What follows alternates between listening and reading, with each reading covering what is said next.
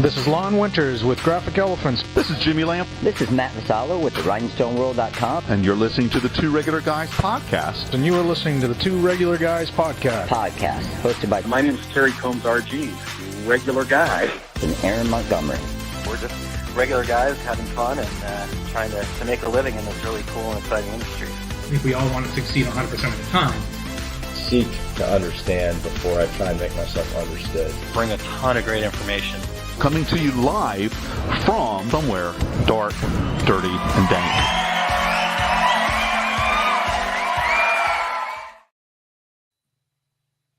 All right. Well, welcome into the show. It is Friday, May 12th, 2023. Easy for me to say. I'm Terry Combs. You can find me at terrycombs.com. And I'm Aaron Montgomery, and you can find me over at oursuccessgroup.com. Terry, today we're going to be joined by our good friend Johnny Schell, who's been in the printing industry for nearly 40 years. Right. And so you guys go way back, I'm assuming.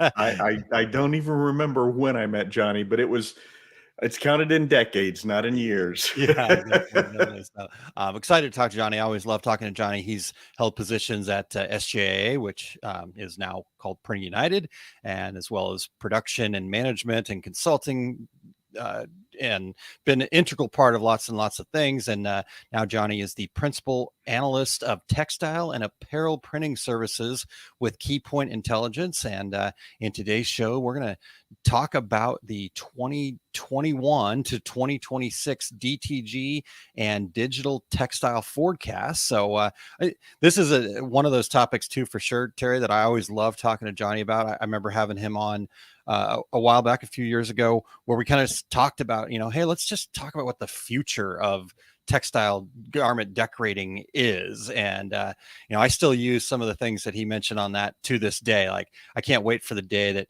there's no longer a small, medium, and large. There's just an Aaron size, right? So I'm excited to get medium. into this. Medium, yeah. Medium is not a pretty sight. Because you can't patch together large and extra large into a single word. Yeah, it doesn't work as well. Or an extra large and a double extra large is where I feel like I'm at these days. But I was thinking, Aaron, we have talked to Johnny about so many different varied subjects, just all over the board. But that comes with 40 years in the industry. So. Yeah. Well, and the other thing about Johnny is, he's been somebody that's willing to get out there, going out to lots of different places. We were talking before the show started about his upcoming travel schedule and stuff like that. So, it takes that desire to want to know what's going on. And it's always fun to talk to Johnny. So we're going to do that in just a moment, Terry. But today, no news segment. So we're going to give the folks over there at the magazines the week off. They were going to pick it otherwise, but no, I'm just kidding. Who knew, fellow decorators? Literally no news this week. No news. Yeah, nothing happening. No, plenty of things happening, but we'll have them back next week and get caught up on what's been happening around the industry. So, but the segment that we could never miss, though, I don't believe anymore, I think this is kind of a thing now, if to be honest with you, is the dad joke. So, Terry, I think you've been holding this one for a week because we snuck one in last week from one of the listeners. But can you give us a little background first before you get into the dad joke? Well, only this is the one that I told Eric a couple of weeks ago. I've got a really good one, Eric, and I've been holding it back in my utility belt. And while this was going, I need to do a screen capture of Eric shaking his head, so I have that. Yeah, because I can't see Eric, so you'll have to tell me. All right. Well, I think we've set that up well enough. So, Terry, when you are ready, sir. Yeah. So, excuse me, Aaron. What does Batman call his grandmother? I don't know what Batman calls his grandmother. He calls her Nana, Nana, Nana, Nana, Nana, Nana, Nana, Nana. Oh, I'm so glad that you read that. I would have blown it. So let's see. I think it might be dated. People are like, that's not Batman. This is not from I'm Batman. This is from the 1970s TV show. Yes. All right. Well, All right. Ramona loved it, and she thought it was funny. So that's a good thing. Speaking of regulators, though, let's check in with the other folks joining us here this morning. We've got Chuck said, "Good morning, fellas." Todd from Fat Dad Wholesale checking in, and Rena Cooper. So Rena, good to see you as well. Good to see everybody. Thanks for tuning in, and we appreciate you being here. Ramona says, Adam West Batman, my favorite man in tights. You've never seen Terry in tights, so I don't know. So I actually saw Adam West and Burt Ward, who was Robin, filming a commercial in a grocery store. And I literally walked in and said, "Holy head lettuce, it's Batman." He was actually very cool. My sons were probably 6 or 7, and Adam West came over and talked to them and got a picture, and it was very cool. So anyway. That's awesome. That's awesome. Real quick, though, before you keep going there, Terry, sorry to interrupt, but Michelle, I want to say good morning, Michelle. And then Todd, we always get the Todd follow-up, so I didn't want to miss it this time. But did you know when you cross Batman with a tree, you get a Spruce Wayne? All right. There's another head shaker. So I was totally expecting some reference to the Riddler from Todd today, but all right. All right. Well, before we go any further, we want to thank everyone for checking out the Two Regular Guys podcast. We are always looking for new guests and new dad jokes. And so if you or anyone would like to join us, go to calendly.com/2 regular guys, and share your show ideas. If you are listening to the podcast version of the show, we would appreciate you sharing the Two Regular Guys podcast with all of your industry friends so they can become regulators too. And we would appreciate you giving us a review wherever you listen to podcasts. We are everywhere. And if you're watching us live right now, please join in with your comments and questions. And Johnny would be happy to share his industry knowledge. Yes, exactly. And we're excited to talk to Johnny.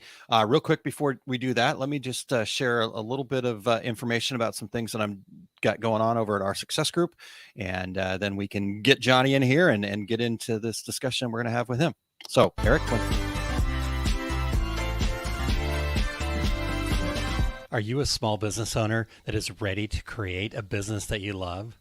Are you tired of feeling overwhelmed, out of sorts, like the business is controlling you? I'm here to help you create a foundation so that you can build that business that you love.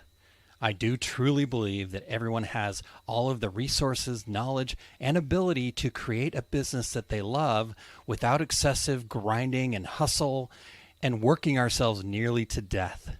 All you need to do is build a foundation using solid fundamentals. These micro consulting services will give you exactly what you need when you need it. Sign up for one of these micro consulting opportunities, and I will guide you to building a foundation so you can have that business that you love.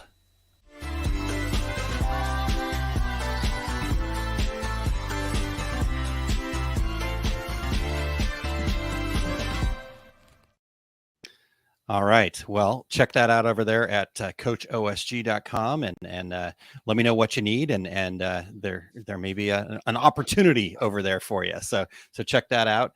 All right, Terry, we did get the Batman joke that you were looking for, though, I think. So I don't know if we should just let this go, but let's not. Let's well, so Todd says, well, that's Batman doesn't tell dad jokes because that would make him the Joker. So, all right. We'll see.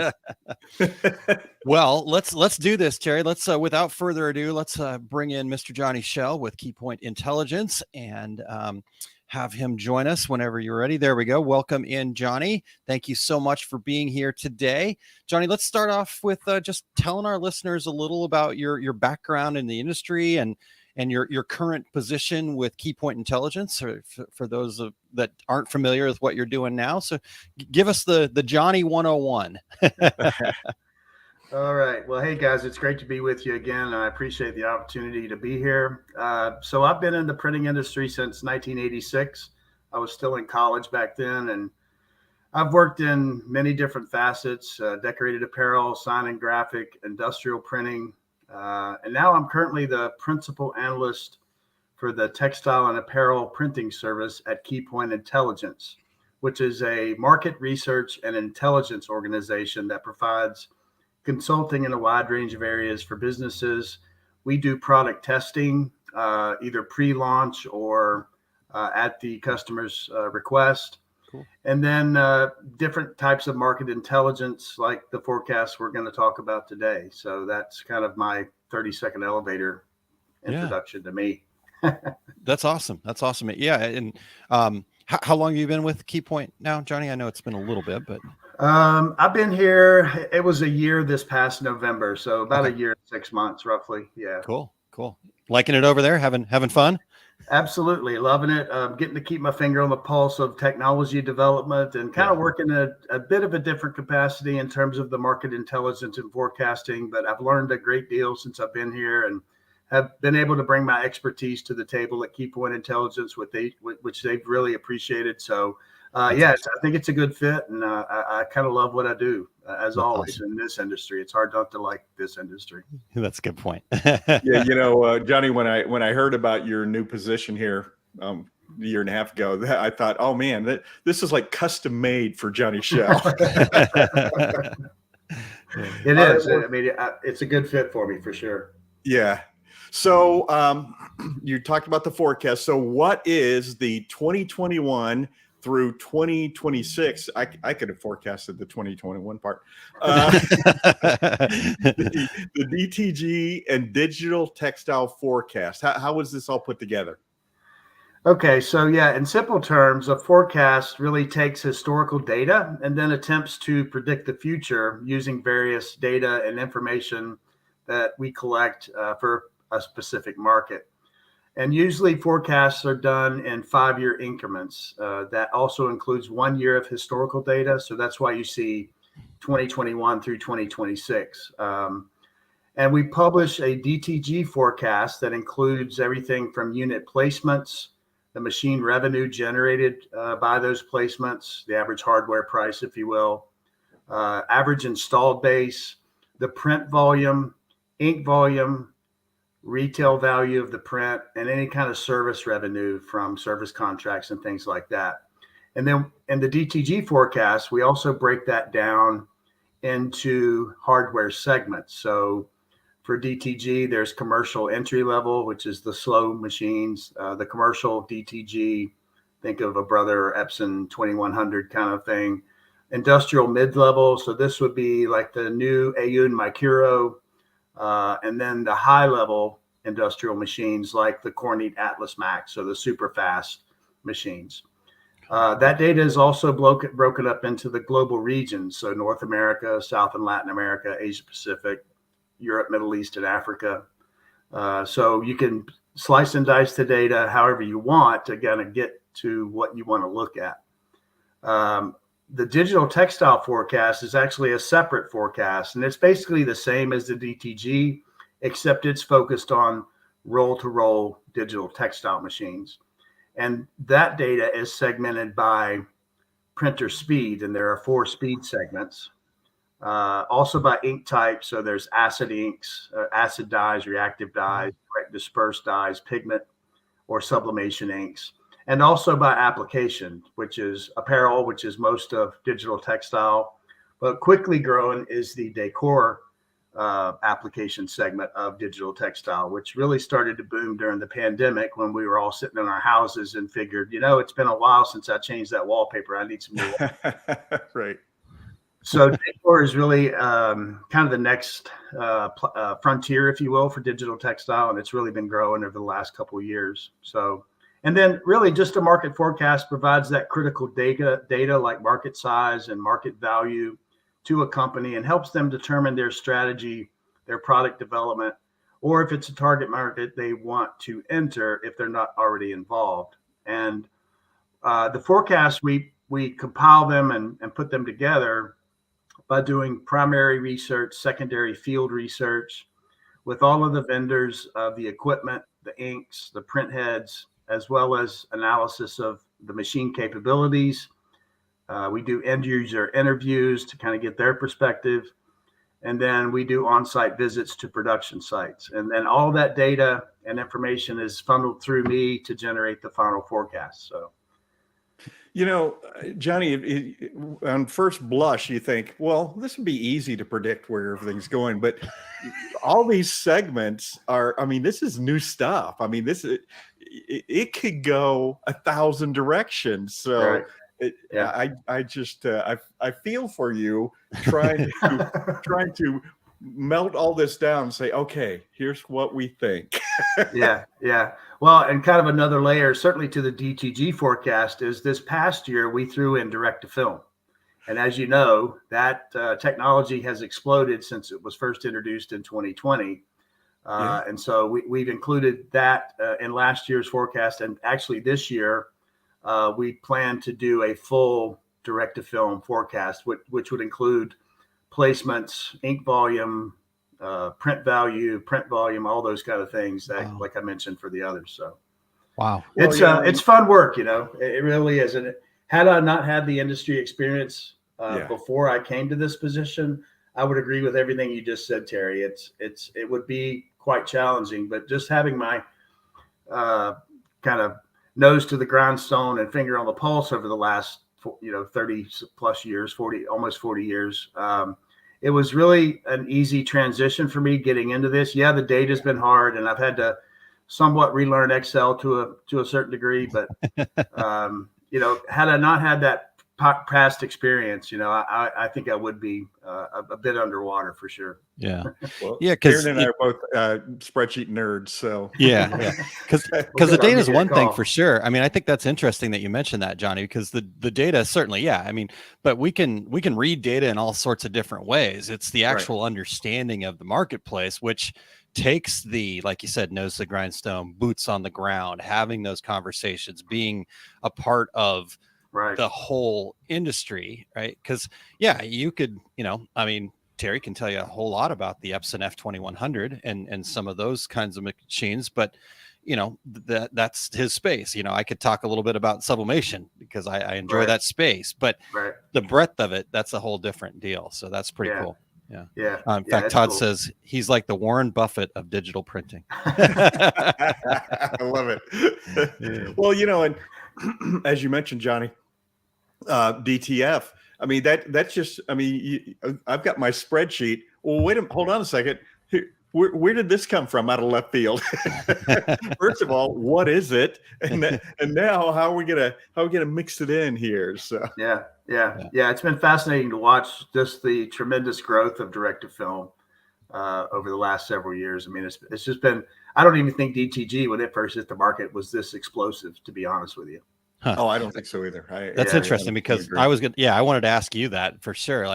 Because in a way it feels a little bit like what had happened in the early DTG days. But I guess I think probably because the learning curve, they were able to take value from what people learned in the DTG days and be able to much more quickly expand the direct to film world. Does that sound about right?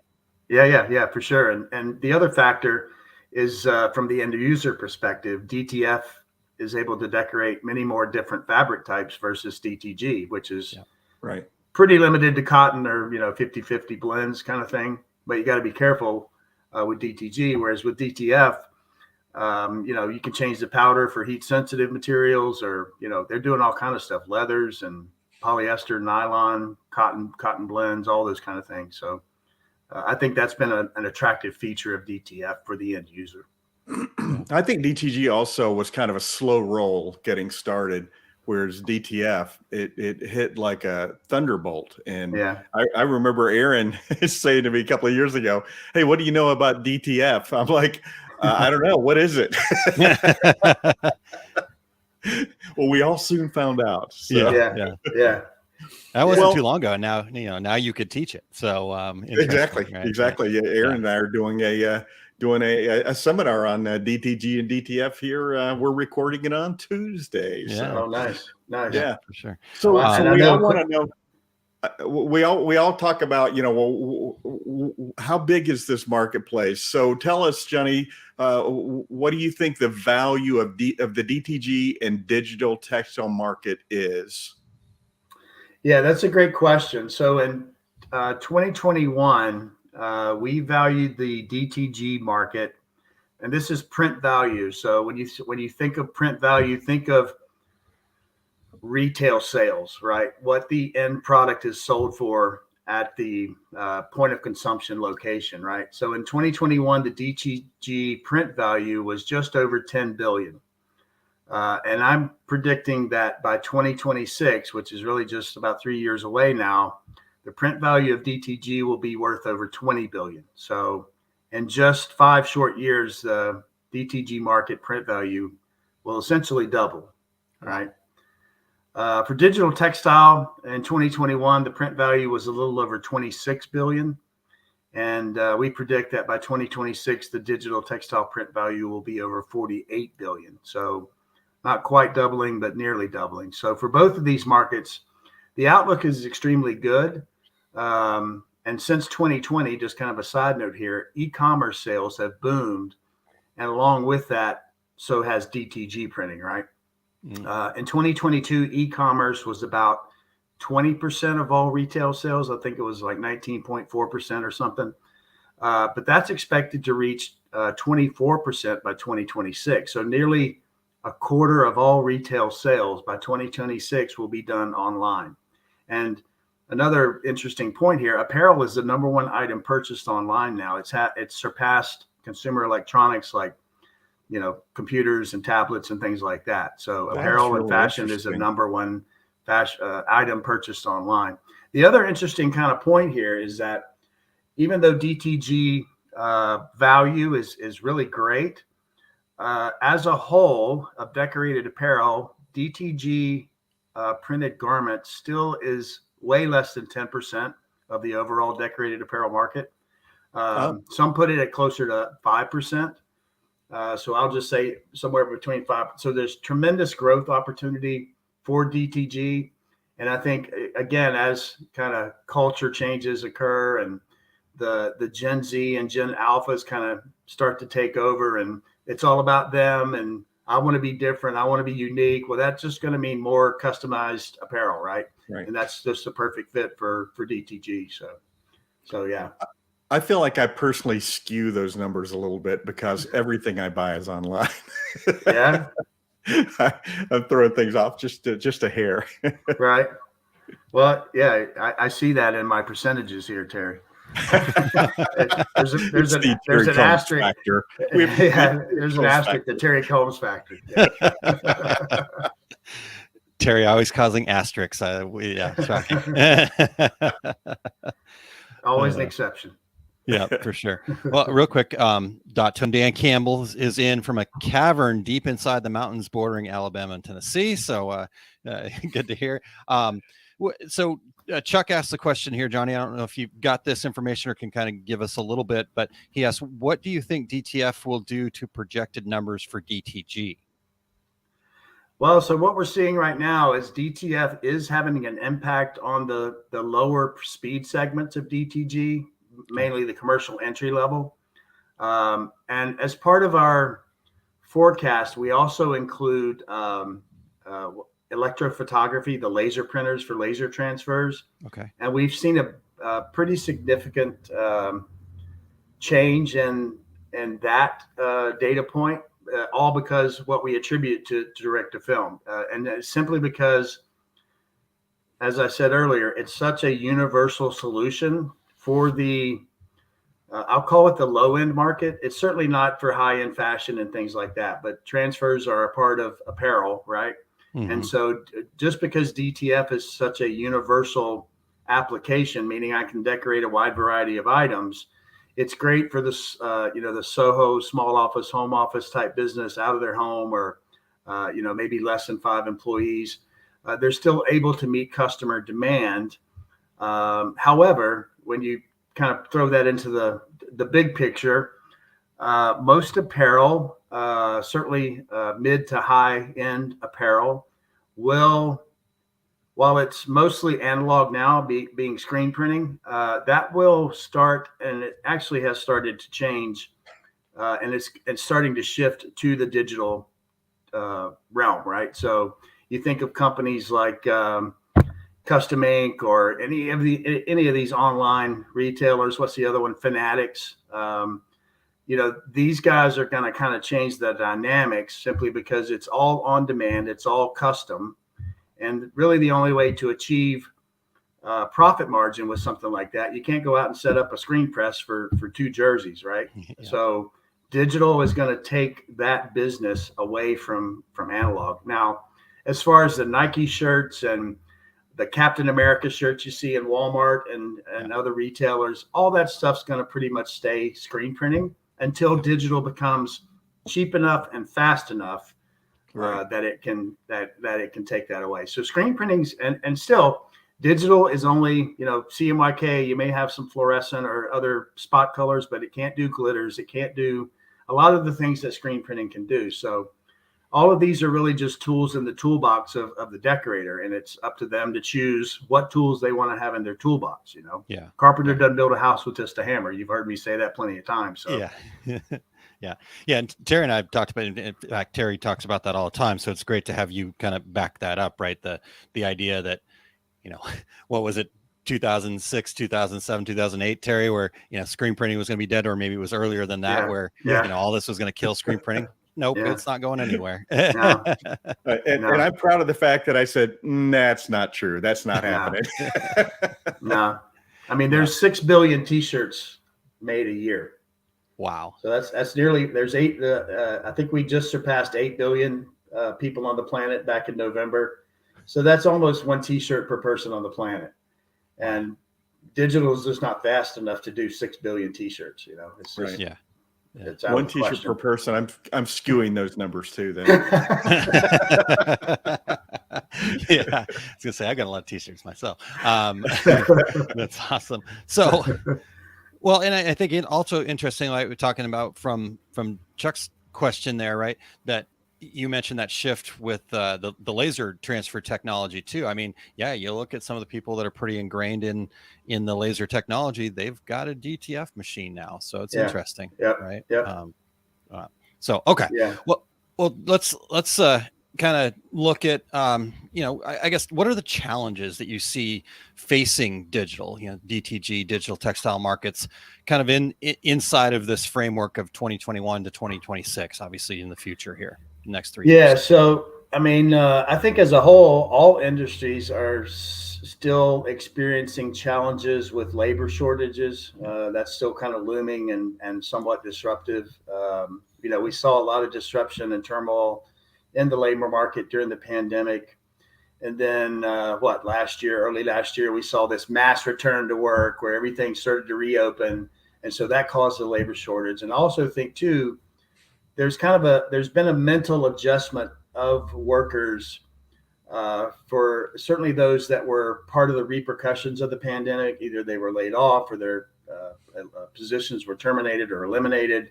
They had to take a salary cut and things like that. And so now they're kind of being picky. They're being smarter now with such low unemployment rates, and they're doing their due diligence before they pick their next role. So they're being quite, they're evaluating every opportunity, and I think the labor market is in a state of adjustment. Certainly, probably till the latter part of this year. I'll say fourth quarter of 23, possibly even the first quarter of 24. Wow. Okay. And again, it's all based on the economy and all these other factors that we're trying to struggle with right now. We've had inflation over the last year that seems to be getting a bit under control now. Spending is sort of coming back. I think though everybody's still a little, apprehensive, and they're a little reserved, waiting for everything to kind of, it's done now. We're back to normal, right? But we're still in. I mean, imagine your car sitting in your driveway for 3 years, let's say, all right, 2 years of a pandemic and then 1 year of economic unrest. And then you go out this morning and you try to start it up. You think it's going to start right up and run like a kitten? No, it's not. It's going to sput and spurter, and you may have to crank it a few times, and They have to get out and kick the tires and say a few swear words. So it's gonna take a bit of time for the engine to kind of warm up now, and I think we're getting to that end of the tunnel kind of thing. But it's kind of a wait and see attitude. We're just going to have to see how certainly the geopolitical and economic issues kind of unfold over the next several months to see how it all really shakes out. I think another opportunity, and I won't say it's a challenge, but is this shift to e-commerce, right? That's been such a big part of the last several years. E-commerce was growing pretty good, pretty decent back in 2019 and before, but really exploded because we were all shopping from home, right, during the pandemic. Yeah. And so I think for some, it's a bit of an unknown facet of today's business. And while the software has come a long way, certainly over the last 2 years, there still isn't a cohesive, all-encompassing, one-stop solution that can manage the workflow from the front end all the way through to the back end, including ordering, receiving, invoicing, all that kind of stuff. It's the production aspects of on-demand printing are pretty solid. However, there's still a lot of work to be done for that seamless workflow. And I just don't really see a solution. You can piece it together. There's plenty of softwares out there that kind of do bits and pieces, but just from people I talk to and comments I see online and magazine articles and all the other content that I read, there isn't that one solid solution that can bring what the end users of the technology want. Yeah. So I do see that as an opportunity. It's interesting because you talked about, right, and I think the challenge with digital for sure is the fact that it's so open, right? We can do so many different types of things with it, and so trying to create a system that kind of works, that you can stick digital in that box is tough, because you've got to be able to handle all those different factors of of what digital allows and opens up. But then that makes it, I think you're spot on with that opportunity there for a product, a service that allows from point A to point B. And because band-aiding together a whole bunch of them is what everybody does right now, as you mentioned, and that can be a real challenge. Yeah, for sure. I mean, those are kind of the two that I thought of, but it's just in terms of digital technology, I think there are still those out there that are a bit apprehensive or scared of it. Kind of, it's totally new. Maybe they're traditional screen printer or embroider or something like that, and so digital is a bit of a different animal to them. And I think there's a greater learning curve for those types of folks versus some of the go-getters that dive in head first and hope they don't hit the bottom, kind of thing, Yeah. Well, I think it was a huge blessing, a huge opportunity that, as you mentioned, the online sales people, it was starting to grow before the pandemic. And I think all those companies that were at least tinkering with it might have saved their lives by having that opportunity, and kind of a similar scenario. And I've mentioned this on the show before, when trade shows just abruptly ended, and the last show I was at pre-pandemic was, hey, guess what? The show's ending today. Come get your stuff. But at Equipment Zone, we were already doing the occasional webinar. Right. And we just kicked into high gear, and we were doing 2 webinars a week since we weren't doing trade shows. So it I don't want to say it was an easy transition, but we already had the tools in place to make that transition. And I think it's true of a lot of companies with, doing online stores, online sales, that if you already had at least an inkling of what to do, it really helps you survive that whole scenario. Yeah, for sure. Well, yeah. And I think that also then is really telling of what the value of this kind of information that Johnny is so diligently putting together for us in these reports and things like that, because opportunity there, right? I should probably be, like Terry kind of said, tinkering a little bit more with this. So when it does happen, that's pretty interesting. So Yeah. that just stood out to me as you guys were talking about that. Yeah. Well, during the pandemic, I went out to California a couple of times, out at Huntington Beach and places like that. Oh, nobody was on the beach, but you could look at the ocean. That you were still allowed to do that. but I just remember seeing miles and miles of ships. Great. Yeah. Waiting to unload on the dock. So along those lines, and I was just thinking about that as we were talking here. So global supply chain, how is that going to affect DTG and the digital textile industry? Yeah, I mean, supply chain really got messed up during the pandemic. As you mentioned, all those ships sitting out at sea waiting to get their spot in the harbor to unload. It really caused a lot of companies, certainly here in North America and really across the globe, to kind of rethink their supply chain strategy. And there are still challenges with supply chain, and it's really impacting all markets, including apparel decorators. Like I mentioned, with the global economy stagnant for the entire pandemic, it's difficult really to predict when there'll be a full recovery to supply chain stability. But I don't expect to see a full return to pre-pandemic supply chain modes until late this year or possibly early 2024. I know I'm tired of going to the grocery store and they're out of tea, one of the most consumed commodities on the planet. And there's no tea. I'm from the South, so I drink a lot of iced tea, sweetened, of course. Of course. But I'm sure everybody who's listening today kind of experiences that thing. You go to the grocery store and they don't have what you want. For some reason, it's not in stock. Or if it is in stock, the prices jumped, 30, 40%. And so there's been this adjustment. There's also this geopolitical tension that impacts components necessary for hardware bought in the apparel industry. So think silicon chips, computer chips, things like that, right, which is a part of all computers and digital technology. And good news, delivery times for most semiconductors has come down over the past year, but it remains nearly 3 times higher than before the pandemic started. So the other thing with the supply chain, as I mentioned, is certainly a lot of the major brands are rethinking their supply chain, meaning instead of having everything manufactured in China and then having to deal with the high cargo rates for shipping across the oceans, they're moving manufacturing closer to the point of consumption. So for high volume runs, yes, that'll remain offshore for more people in North America. However, for medium and short runs, medium runs are going to be more regional, maybe, Central America or, somewhere closer.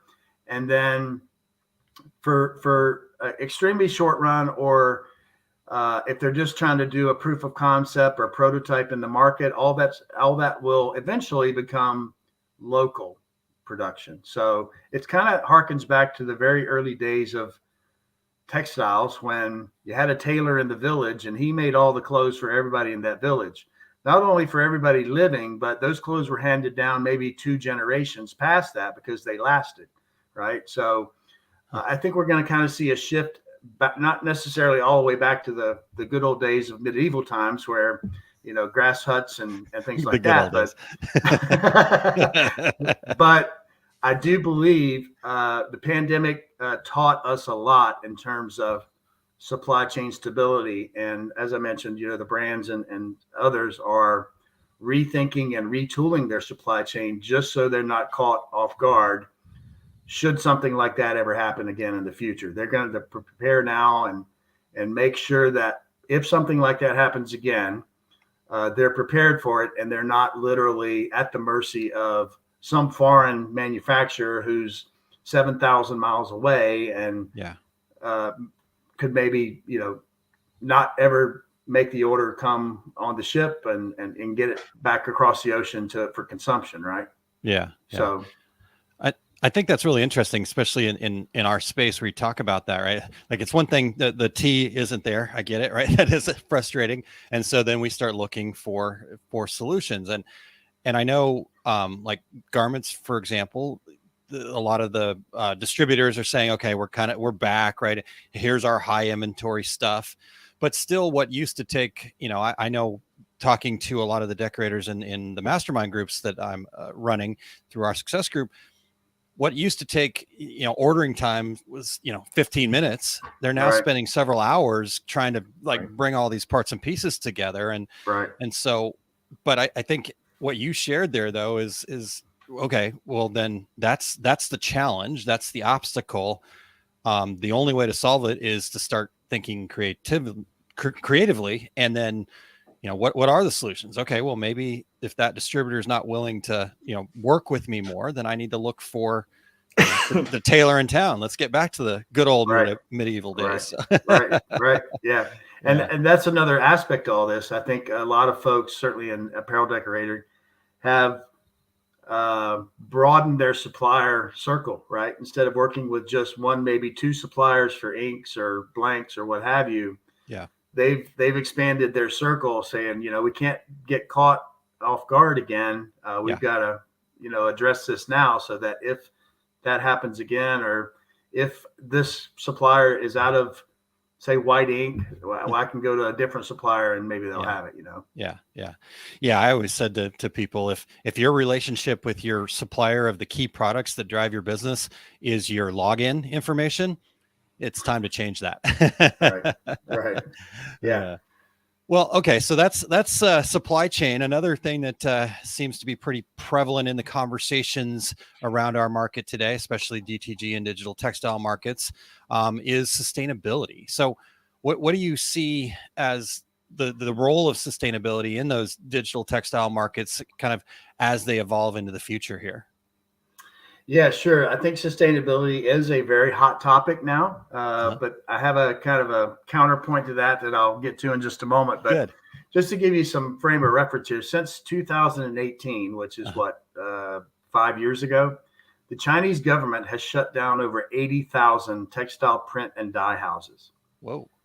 Water pollution and high water and energy consumption is no longer being accepted in the world's biggest textile producing country. So that kind of gives you an insight into, and not that, I won't talk bad about China, but it's not known for being environmentally friendly and a clean environment, right? It's known as heavy smog, heavy pollution, people wearing face masks outside of the pandemic, right? Just so they can breathe.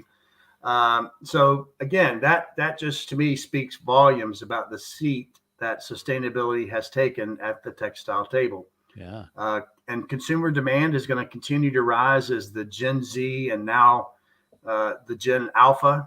I'm starting to lose track of all these Gen names, right? Yeah, me too. Gen Alpha is the next one. They're the young people now that some of the older ones are just now starting to buy stuff. But they're going to stop at nothing to assure that whatever they're buying and whom they're buying from is sustainable as possible. Yeah. And so there's been an uptick in consumers buying more eco-friendly products than they did just 5 years ago. And they plan to continue buying eco-friendly products over the next 5 years. So that's also telling. These consumers prefer an eco-friendly option, and they're willing to pay more for it. I think that's one of the key things with sustainability, and what often dismisses sustainability. Well, it's too much. I can't afford that, Well, now consumers are saying, yeah, I'm willing to pay more for a product that I know is sustainable and it's manufactured in ethical ways, and it's not, human labor and sweatshops and things like that. And so the fashion and apparel market is going to invest more in digital printing technology due to the low water and energy consumption that digital brings to the table. It also reduces the CO2 emissions and less waste as the entire textile industry tries to shed its infamous position as the world's second largest polluter. Just in the fashion industry, they overproduce by 30%, knowing full well that extra 30% will never sell at full retail price.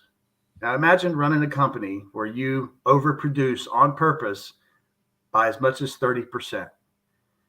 It's not a sustainable model. So that's another kind of key that digital has brought to the table is, these fashion brands are no longer tied to an 18-month lead time, right? It used to be where today the designers in New York or wherever, Milan, say, they're designing for fall of next year, 18 months ahead, right? Well, then once the prototyping and all that's been approved, then you go into manufacturing, and some guy, the bean counter or whoever up in the accounting department says, we expect we're going to sell 10 million of these rose-colored dresses, right?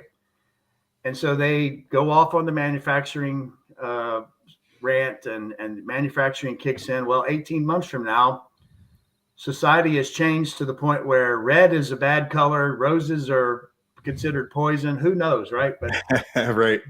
The speed at which society and social trends is moving today does not meet that 18-month manufacturing model of days gone by for apparel and fashion. And so the beauty of digital is it's on demand. I don't have to have that enormous lead time. I don't have to overproduce by 30%. I don't make anything until after it's paid for, right? And I think that's going to contribute to the whole sustainability movement. That I guess one of the big problems is the textile ship is probably one of the biggest ships in the world, and it's going to take a while to get it turned. So it's not going to happen overnight. I would say, within the next 7 years, sustainability will certainly increase. Digital production of apparel and fashion will certainly increase. And at that point, we can better gauge on how more sustainable are we. But right now, I think it's really too early to tell in terms of, yes, you read the news and everybody seems to be on board finally, which is how long we've been talking about sustainability. It's been at least 10 years. Mm-hmm. And so it finally seems to getting some traction, getting a grasp. However, we just ran some surveys recently, and customer demand for sustainable products isn't as high as we are led to believe. So there's a bit of a disconnect from trends being reported on various websites and other news channels, and certainly this data that we captured in the survey. So I'm not saying it doesn't exist. I certainly believe there is a segment of the population that is they want to be as environmentally friendly as possible, and they want to buy sustainable products. It's just that survey that we ran didn't necessarily indicate that, but man, that's a big thrust, and that's the number one demand from customers. They've got to have eco-friendly and environmental, sustainable products, right? But the data didn't back that up. Not in the survey that we did. We had about 312 respondents here in North America. I did a profile of North American apparel decorators, and one of the questions we asked is, what are customers demanding, and sustainability was one of the tick marks on there. And it was either it's in high demand, it's not really changing, it's kind of flat, or it's declining. And for the most part, it's either flat or there was no demand at all from a good percentage of the respondents. Yeah, which was surprising.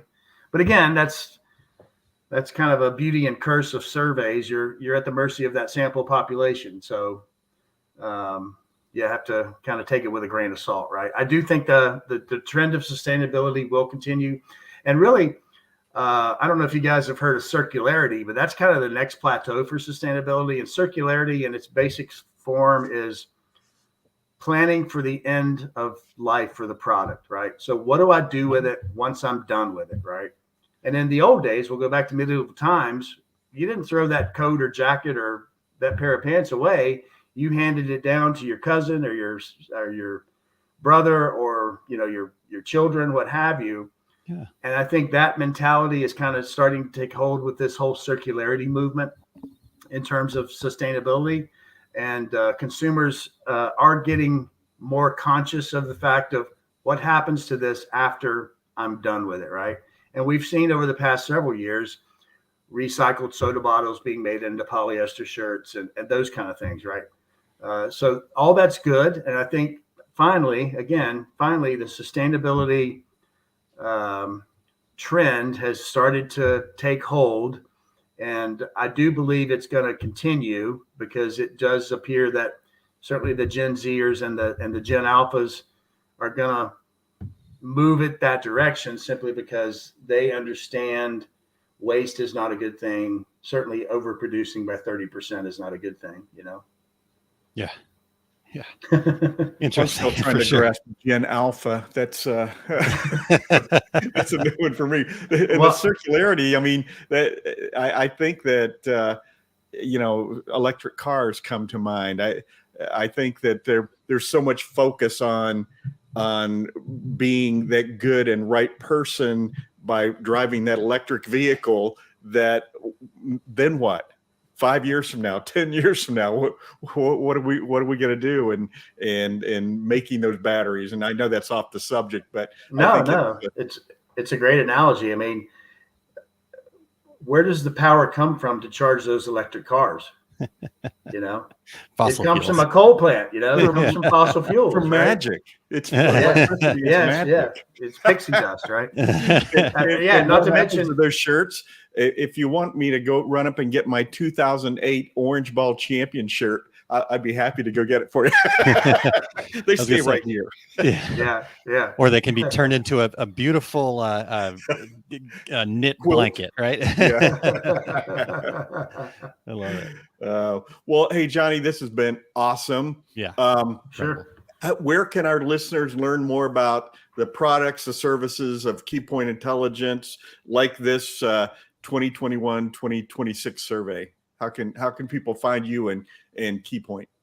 Yeah, so we do a lot more than forecasts, which the listeners can find out more by visiting keypointintelligence.com. I just mentioned that study I just published on the profile of North American apparel decorator market, and that kind of dives into what technologies the respondents use, what are their future purchase plans in terms of technology, what percentage of revenue is attributed to each of the technologies they use, what's their monthly volume, their average order sizes. So it gives a lot of insight into, your standard apparel decorator here in North America. So I invite all the listeners today and in the future to come check us out, keypointintelligence.com. Awesome. Johnny, like Terry said, this has been amazing. I've learned so much, and I know our listeners have too. So thank you so much for your time, and thanks for all you're doing to keep our industry looking to the future and getting better all the time. Yeah, it's my pleasure to join you guys anytime. I'm happy to help and love talking with you. It's great to see you, even if it's on digital here. Hopefully I'll see you at a trade show soon somewhere. I'm sure we will. Yeah, I'm sure we will. And, great seeing you, and great having you back on the show. It's been a little while, but we will make it a shorter window this time. Yeah, for sure. Definitely. Love to. Take care. All right. Take care, Johnny. Thank you. All right. Bye-bye. Aaron, I was just thinking about the survey we do. We do our projections for the coming year, and Johnny's is based on a lot of research, and ours is pretty much based on whim and conjecture. Right? Yeah. There's gut feel in there too, a little bit. Yeah, we got gut feel too. I don't think anybody's going to pay for our surveys, though. So I don't think so either. It is free.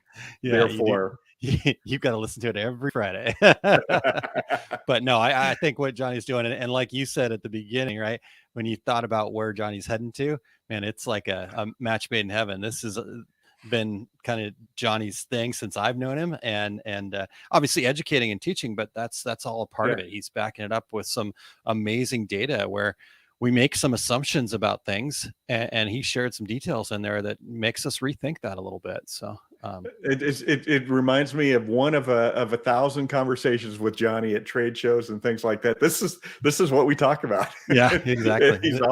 he's always got some facts in his back pocket to back it up. So I love it.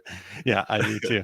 Awesome. Well, thanks very much, Johnny. And Terry, Big Book of Travels. How's it looking? What's the latest for terrycombs.com? Yeah, the complete screen printing business course.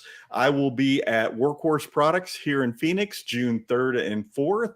The following weekend, Atlas Screen Supply in Chicago will be June 10th and 11th. And watch for all my upcoming events at terrycombs.com. How about you, Aaron? Yeah, no, that's awesome. Go check that out. I'm curious, in your June event there in Phoenix, will you be also having a segment of that class about how to cook your breakfast on the sidewalk? Probably, and the fact that you can make sun tea here 360 days a year. Yes. Yeah.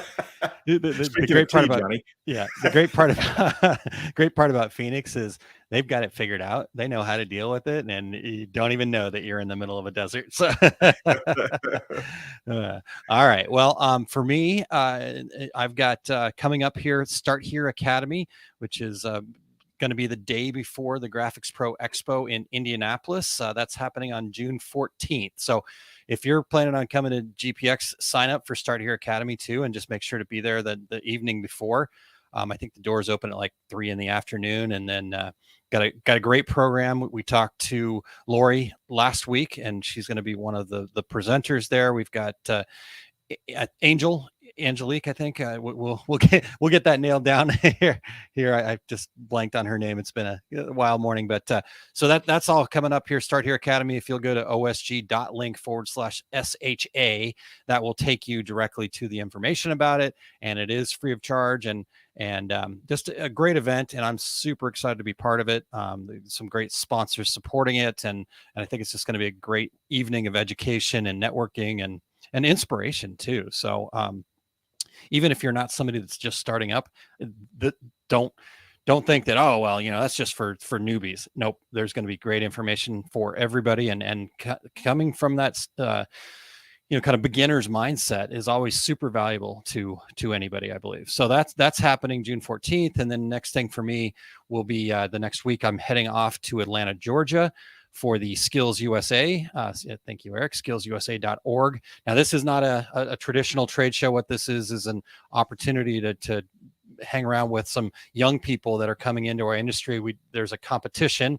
I happen to be involved with the sublimation competition, but there's a screen printing competition as well. And the entire Atlanta Convention Center will be taken up by these young people who are these are jobs that we need to kind of fill. This is about bridging that skills gap and finding labor. So supporting things, if you're worried about like your future labor market, support stuff like this.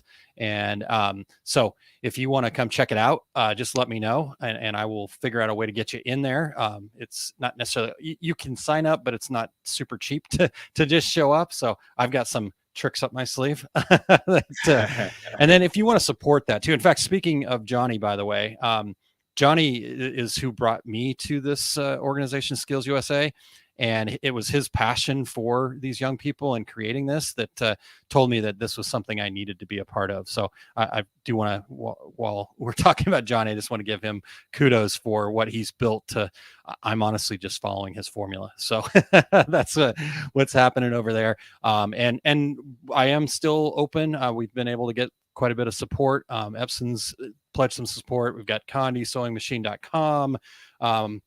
I don't have all the names right now. I'll get all that together once we get a little bit closer, so I'm not missing anybody, but always looking for more support too. If we can give these kids some prizes and some better things to kind of understand that our industry does really care about them. You look at some of the other competitions out there and, you've got Harley Davidson giving, a $10,000 prize package away, just one sponsor. So if we can step up as an industry, I think that would be a good thing. And these are going to be your future customers. So opportunity to I don't know, get in front of them, help them get better at the craft and kind of just take our industry to the next level. Those Gen Alphas are going to be there shortly. So let's put them on. I remember you and Eric and myself meeting a young screen printer at ThreadX. Yeah. ThreadX, yeah. And a previous winner of Skills USA. So that was fun to meet him. Yeah. And real quick, to carry on that story, he was actually there last year at the Skills USA competition because he hired a kid in his company, because he went and started his own company after this. He hired a kid in his company that was at the competition competing in the screen printing competition. So he was there to support his employee. That's right. awesome. So just look at that. Yeah. I mean, just super cool to see that expanse and bringing people into the industry. So awesome. Terry, would you share real quick what Eric's got coming up here? Absolutely. Today, the take up is episode 151. Is he gaining on us? I feel like he's gaining. Well, we had that one that we missed, so I don't know. Okay, the episode is all about prepping art for embroidery and digitizing. And let's see, we will talk about how and when to rework art, the ways in which we bring art into software, and how we draw for digitizing. Head over to ericcampbell.com and click the Take Up tab and join live at 2:30 Mountain Daylight Time. Because I live in Mountain Standard Time. Sorry, Eric, I say it every single time. Eric's also going to start putting in 3:30 Central, and we'll. And so anyway, Eric is also going to be at Impressions Expo in Fort Worth, presenting Embroidery's Value Proposition on Thursday, September 14th. Nice. And that's down the road, but around the corner, everybody. Yeah, down the road, but around the corner. I think that's a really good way to put it. So, and speaking of 151, Terry, I'll double check, but we're 2 episodes away from 500, by the way. I know. I'm pretty excited. Yeah, 500 cool episodes. Stuff. Who would have thought? Thank you guys out there for making that happen. But Terry, I think we've come to the close of another show here. A great opportunity to talk to Johnny, and thanks Johnny for his time and all of the great work that he's putting in to continue to make our industry a better place. So make sure that you check out keypointintelligence.com and just go in there and tell him how much you appreciate Johnny's time today. That sure could go a long way. So thanks, Johnny. Appreciate it. And yeah, Aaron, for you and me, it's this podcast has for nearly 500 episodes been an opportunity to kind of hang out with our industry friends when we don't get to see them all the time. So and Johnny certainly is among that group. So we also want to thank our show producer, Eric Campbell, for all he does to keep the wheels turning on the bus. Yes.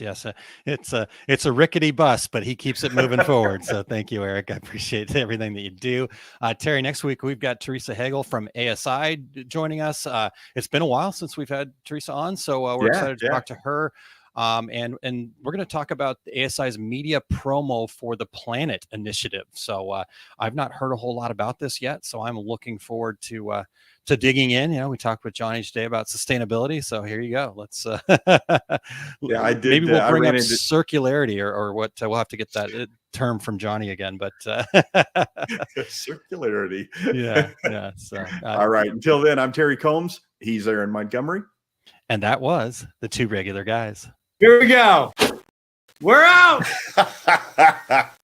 Awesome. Thank you for listening to 2 Regular Guys. Check out our website at 2regularguys.com. That's the number 2, regularguys.com. You can also interact with us over at our Facebook page, facebook.com/2regularguys, or send us a tweet, twitter.com/2regularguys. And we have a YouTube page. You can find all that from our website, 2regularguys.com. Thanks for tuning in, and we look forward to spending some time with you again next week.